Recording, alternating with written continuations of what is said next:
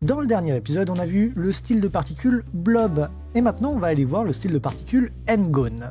Le nom n-gone, il est un peu bizarre, mais c'est simplement pour dire qu'on va pouvoir générer des polygones avec un nombre de faces personnalisables, n-gone. Alors les paramètres de ce style de particule sont tout à fait simples. On va pouvoir choisir de générer soit des particules circulaires, avec à chaque fois plusieurs types de bordures, et la même chose donc pour générer des polygones. Juste en dessous, on va avoir le nombre de côtés que l'on veut donner à notre polygone. Par défaut, il est réglé sur 5, mais je peux très bien n'en mettre que 3, si je veux faire un triangle par exemple. Et je peux aussi donc augmenter le nombre de côtés à littéralement n'importe quelle valeur. Là c'est limité à 12 par le potard, mais je peux très bien mettre 120 côtés si j'en ai envie, sachant bien évidemment que plus je vais mettre de côté, plus ça va se rapprocher d'un cercle. Juste en dessous, on va trouver le paramètre n-go steriness. C'est ce qui va définir la courbure des côtés de notre polygone. Par défaut, la valeur de ce paramètre est réglée sur 0.75.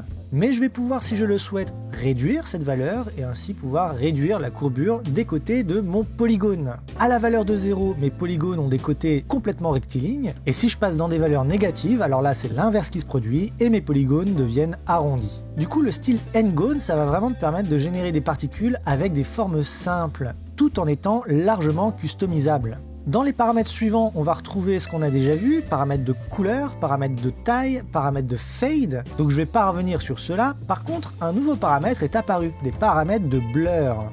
Les paramètres de blur vont bien évidemment nous permettre de flouter nos particules. Ça, on s'y attendait et il n'y a pas grand chose de particulier à dire là-dessus. Par contre, chose très intéressante que ces paramètres-là vont nous permettre de faire, ça va être de simuler une profondeur de champ. Et tout va se passer avec ces deux lignes-là. On a le Z-blur, entre parenthèses DOF, en anglais DOF ça veut dire Depth of Field, profondeur de champ, et juste en dessous, on va pouvoir régler la zone de mise au point, le Depth of Field Focus. Donc tout simplement, le Z-blur va nous permettre de gérer la quantité de flou, et le DOF Focus va nous permettre de gérer la distance de mise au point. Plus l'espace entre ces deux bornes va être agrandi, plus on va avoir de particules nettes. Sachant que tout ce qui se trouve du côté gauche de notre barre, c'est ce qui se trouve proche de la caméra, et tout ce qui se trouve du côté droit de notre barre, c'est ce qui se trouve loin de la caméra. Et ça, vous l'aurez compris, comme pour les paramètres de taille en fonction de la distance, ça va nous être très utile pour créer une illusion de profondeur quand on va vouloir générer des particules pour faire de la neige, de la pluie, de la poussière,